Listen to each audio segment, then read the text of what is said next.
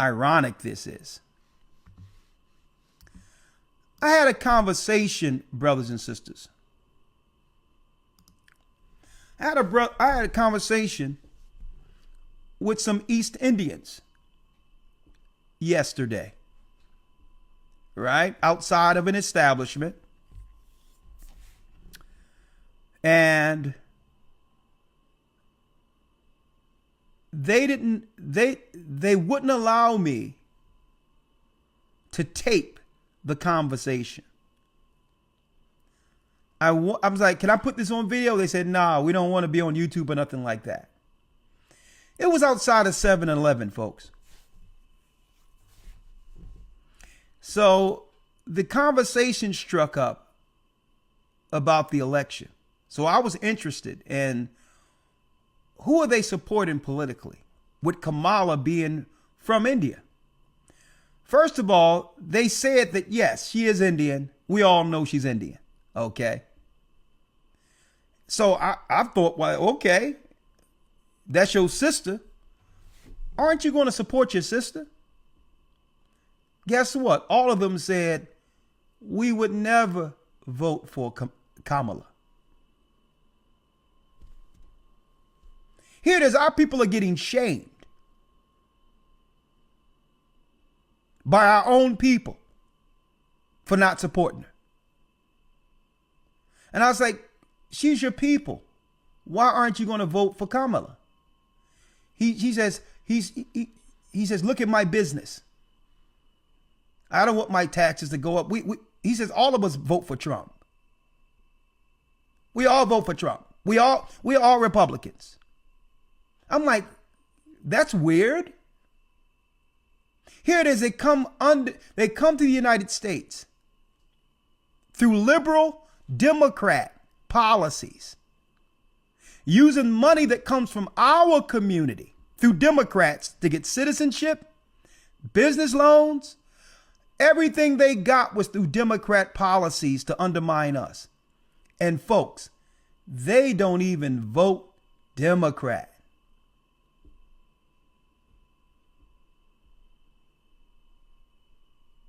He says, listen, we don't want to pay these taxes.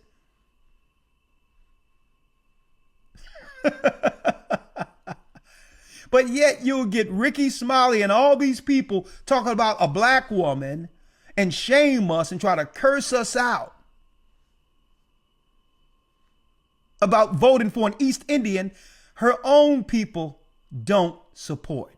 I'm like, man, listen, I got a broadcast. You can come on anonymous without showing your face. They was like, no. We don't do that.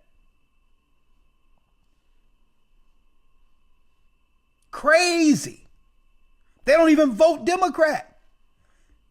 And when they come over here, everything our people marched and died for goes to them.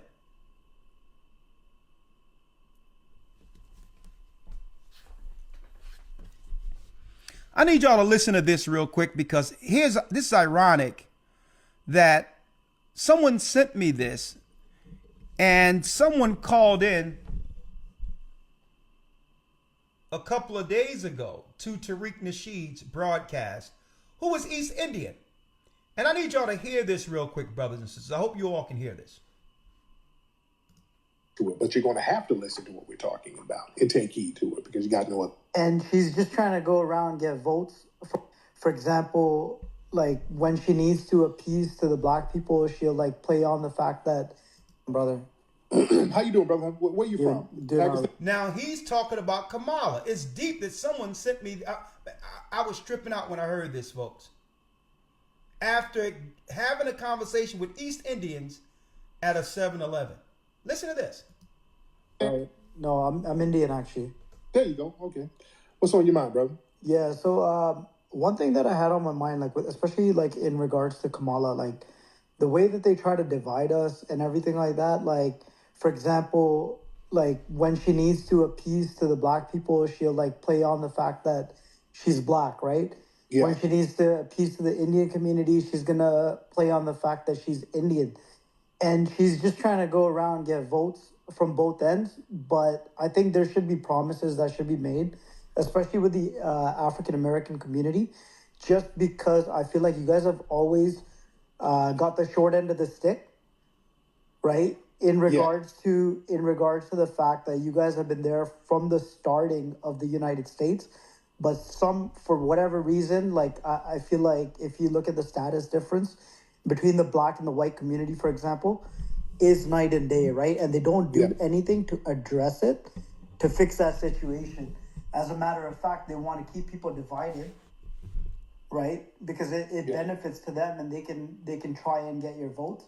So find out what sort of program or something that they're going to instill to try to narrow the gap at least. I'm sure you can't eliminate the gap overnight or over one presidency, but at least narrow the gap, which is going to give the African Americans.